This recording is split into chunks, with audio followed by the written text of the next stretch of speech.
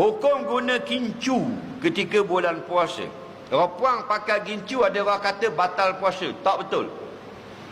Kalau dia pakai gincu, tak batal puasa. Yang batal puasa ialah telan gincu. Dia duduk saja, mamah gincu, kerak telan. Itu batal puasa. Kerana gincu itu duduk di mana? Dalam mulut ke luar mulut? Di luar mulut. Faham? Sedangkan kita ambil beruh gigi, bola mulut. Oh, banyak gigi. Faham tak? Batal tak? Tak batal. Masuk beruh dalam gigi, dalam mulut.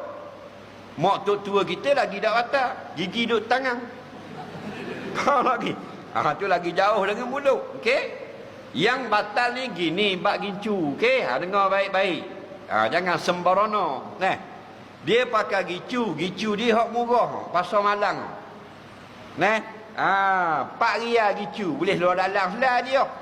Faham lagi? Hak murah kapung. Dia pun pakai gicu bulan puasa. Okey? Bila panas, dia neleh. Faham tak? Dia cair. Cair masuk dalam mulut, telang. Batal. Itu maksudnya.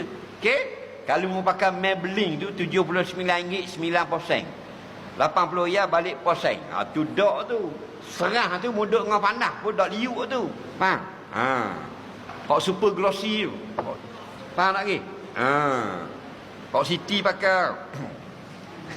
Ni gicu 3 ya. Boleh beruh gigi se. Faham? Tapi bukan orang Sungai Ikan lah. Orang Gemuruh. Jadi pakai murah tu duit tengah mana nyelek gicu dalam mulut telang batal. Okey? Kerana mentelan benda asing. Itu maksudnya.